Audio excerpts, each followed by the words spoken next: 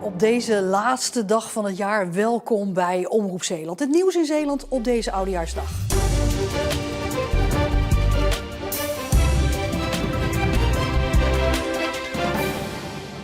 De politie heeft zaterdagavond ingegrepen in Krabbendijken omdat jongeren zich toch verzameld hadden op een plek waar een samenscholingsverbod was ingesteld.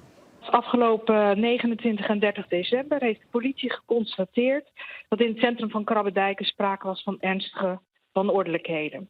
En dan moet je denken aan brandstichting, je moet denken aan vernielingen, asociaal gedrag, doorrijden, geluidsoverlast en natuurlijk het illegale vuurwerk. Dus ik heb in overleg met de politie en met het OM besloten om een samenscholingsverbod in te stellen. Het samenscholingsverbod geldt in 9 straten in het dorp. De jongeren zelf zijn wel vandaag nog op de plekken aanwezig waar ze eigenlijk niet mogen zijn. En dus worden ze vandaag al meerdere keren weggestuurd door handhaving en politie.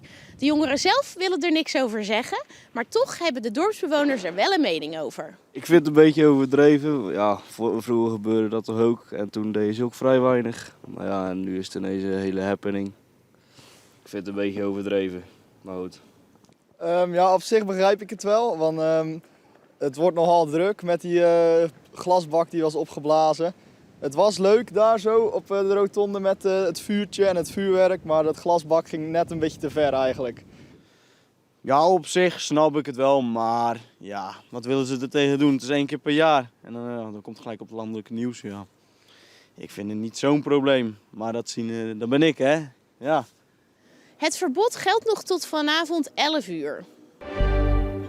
Over een paar uur wordt het nieuwe jaar ingeluid. En daarom was het vandaag op veel plekken druk met de oliebollenverkoop. Bij de molen in Nieuwvliet werden ze verkocht voor het goede doel. Nou, het is eigenlijk om toch een beetje geld op te halen voor het onderhoud van de molen. Het monument dat kost altijd geld om te onderhouden. Binnenkort wordt die geschilderd, dat kost best wel veel. En we willen graag ook nog een tweede koppel steen in werking krijgen. Dus, en daar is geld voor nodig, dus we doen dus ook acties. Online kwamen ruim 400 bestellingen binnen. Benieuwd gewoon hoe ze smaken en doe het ook wel voor Nieuwvliet. Het is een lokale molenaar, nog een jonge molenaar. En die doet heel erg zijn best, dus ze zijn heerlijk en daarom kopen we graag hier. De hele nacht heeft de molenaar in de garage gestaan om de bestellingen rond te krijgen. Dat is gelukt, maar hij houdt het rustig vanavond met de jaarwisseling. Ja, ik ga aftellen tot 12 uur en dan kan ik naar bed. En die oliebollen, ga je die nog eten? Ja, later op de avond wil ik er misschien nog wel eentje proberen, maar voorlopig nog niet. Je bent een beetje klaar met de oliebollen. Ja, vandaag wel. Volgend jaar weer op z'n vroegst, denk ik. Thijs schat in dat de opbrengst hetzelfde is als vorig jaar, ongeveer €700. Every day gonna be Christmas. Taxi Livo, goedenavond, Carlo. Hi, goedenavond, Carlo met Fleur van Marum. Hey. 5 nachten per week brengt de Vlissingse taxichauffeur Carlo zijn klanten naar hun plek van bestemming. Vooral uitgaanspubliek weet hem te vinden, want naast een veilige rit is een beetje gezelligheid in de auto ook belangrijk, vindt Carlo. Ik probeer eigenlijk van iedere rit een feestje te maken. Sommige mensen die willen gewoon feesten. Sommige mensen die willen gewoon even een verhaal doen als ze een slechte avond hebben gehad of wat dan ook. Dan luister ik ook en dan hebben ze luisterend door. Vaak ben ik papa voor de heleboel van die gasten. Ja, dan raap ik ze eigenlijk op en breng ik ze thuis. Je kan geen betere taxichauffeur eigenlijk willen. Hij is de beste.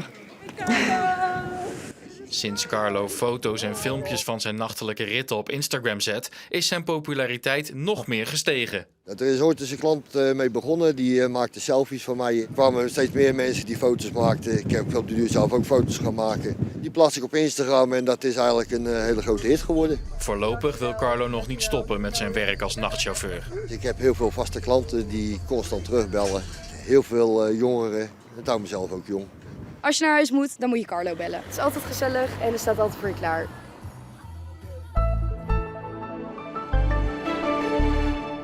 Na de relatieve rust van gisteren was het een beetje een woelige oudjaarsdag met vaak donkere luchten en een paar opklaringen en met fases ook een paar buien en het zal vannacht ook niet veranderen. Er komt ook iets meer wind, tot nu toe was er windkracht 6 tot 7 op het water, maar er waren ook plekken met wat beschutting en dan was het goed te doen, zoals hier in de duinen bij Burghaamstede. De jaarwisseling geeft dus onbestendig weer met vooral in de kustgebieden buien, maar vannacht komen buien meer verspreid voor.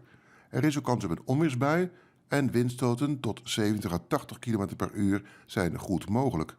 Nieuwjaarsdag opent daarna met enkele buien en wat mindere wind en in de middag is het niet onaardig met enkele opklaringen, een lokale bui en windkracht 3 tot 6. Morgenavond en dinsdagnacht komt er een lange periode met regen achteraan. Maximum temperatuur morgen rond 9 graden. Dinsdagochtend is het weer eventjes droog, maar gaandeweg die dag gaat het opnieuw vrij lang regenen. En daarna wisselen opklaringen en enkele buien elkaar weer af. Tot zover het nieuws van zondag 31 december. Op deze laatste dag van het jaar kunt u straks kijken naar een compilatie van Vestrock 2023 en Roze Zaterdag.